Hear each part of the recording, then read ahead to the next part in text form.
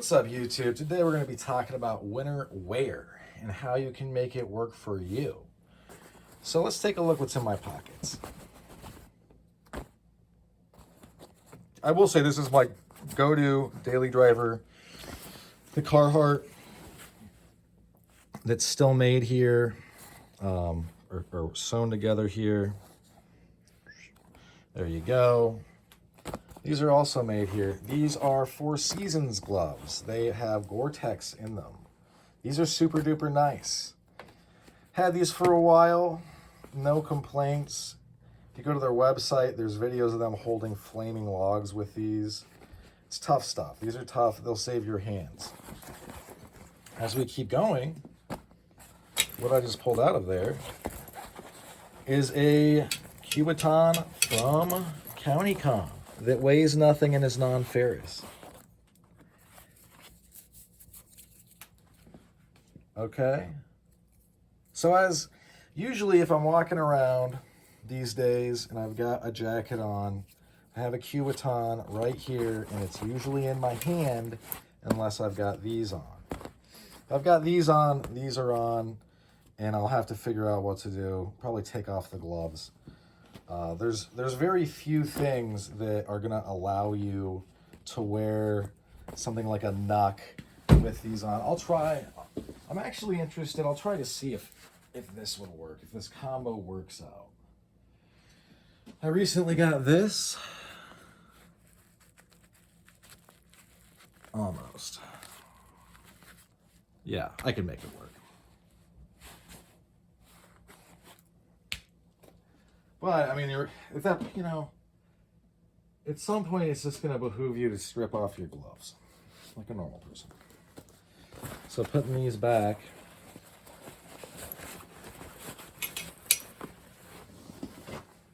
putting this one back. So a Kubotan, gloves. So far my hands are going to be pretty well taken care of. And then, in the pocket where if I'm right-handed, I'm reaching over, someone says, give me your wallet, or I don't know. Remember when I got these, sanded these down? These are just like randomly off eBay. I would have bought more because they really do fit me well. Now, why have this stuff in this, right? Why have it in this if I have stuff in my pocket? Because I'm geared up right now, geared up. I have the normal amount of gear I usually carry.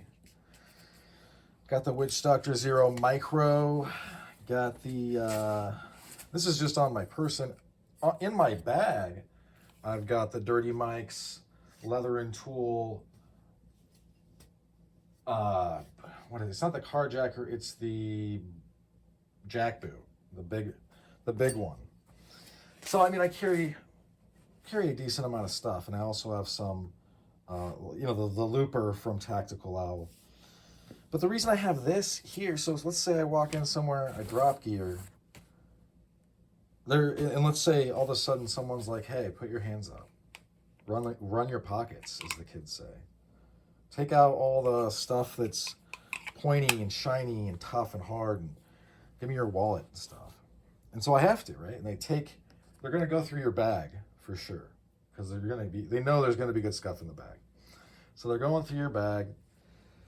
What they might not do is they might not check this very well. They might leave you this. They might leave you the Kubotan on accident, right? Simply because it doesn't, I mean, most people don't think to check. A good search is tough. That's the real truth of it. That's why cops don't hesitate to be like, or soldiers, Marines, whatever. They don't. It doesn't take that long to search somebody again. You know what I mean? Like, it really doesn't. Pat down takes like 15 seconds. A thorough one even. So let's say maybe I get the chance to thwart the robbery because when they're jerking around with my pack, I punch him as hard as I can in the face with this, and they get a Lafort break or whatever it's called, and their upper jaw dislocates from their skull, they're having a bad day after that for sure. And then that's the first hit, right? I'd probably keep going. If this is a real robbery and I'm like, they're looking away but have a gun out or something, whatever, it's hypothetical. But let's say also they throw this on the deck. They don't want your gloves. They don't want this. They take your bag. They take all your other stuff. You can still keep warm and you can still defend yourself. If you got to walk somewhere now, say they take your car, take your vehicle. I know that in America, we don't really think about this kind of stuff very much because, one, I mean, the average person is like basically a sheep, I've realized.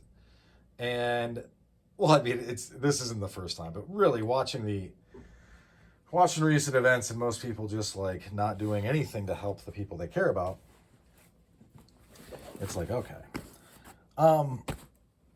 But we were like, oh, the police, or that would never happen here, or whatever. Part of prepping is being ready, being prepared. That's why we call it prepping. That's why we don't call it standard wake me up in the morning. Maybe he's born with it. Maybe it's prepoline or whatever. When it's real cold here, I live in the Midwest in a rural spot. I'm going to be wearing another layer. This is from Zero Foxtrot. Pretty sure that's it. Their stuff is pretty good, I would say. I wouldn't hesitate to pick something up. So let's say I take this up. This gets discarded somewhere else. And this is all I have left. Bam. I've got the carbon piece from... who did this? Man, I forget the name of this. But in any event, I'm going to feel bad after I wrap up shooting. I really like this piece. Thanks, buddy. And this was like $30. And this really fits well, guys. This is totally non-permissive, environment friendly. This is carbon, so it's going to be super duper tough. So it's kind of like I've talked about before on the channel, and I'm really one of the few channels that talk about this. That's why you're in the right place, fellas and ladies and germs. Simply, redundancy eliminates failure. Okay? So if you only have one, two is one is none. That's from the Marines. I think they stole it from the Hebrews because I've heard it's a Yiddish thing as well. So only having one of these neat little Pikal knives, and that's it. And you're running around this and nothing. Like, bro, what? Like, that's not how I would do it. Some people don't like to carry this stuff, but you should always have mace on you. I'm just seeing there's a lot of one-dimensional thinking when it comes to this.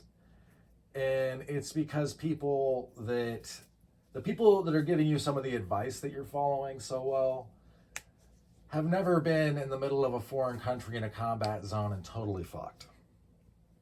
You know what I mean? Like, and that's fine. I don't expect everyone to have that experience. But a lot of what what works for a cop is not going to work for a civilian. How a cop operates is not going to work for you unless you're a cop. Depending on your department even, you need to expect that the person you're going up against has been around the block. I would expect them to be prior service, former military, straight up. Or, or just keep, do you really expect a 14-year-old kid with no life experience who has no clue what's going on to be the person that's going to pull your card? Is that what you expect? And I don't mean just like a little fist fight. I'm talking about like, this is a life and death situation. Maybe it is. Like, that's very possible. But it's also very possible that you run up against like seasoned people with a lot of experience that know what's going on. And that experience isn't in a sphere where they can legally kill someone and get away with it no matter what, like a cop can. Or like somebody operating in some clandestine way in another country. You know what I mean? You need to be ready. You. Not some other person. You. So, I mean, I would also suggest you learn martial arts and drop weight. But hey, you know what it is? That's about all she wrote for this one. Thanks for sticking with me to the end. Hope you folks have a good rest of your day. Bye now.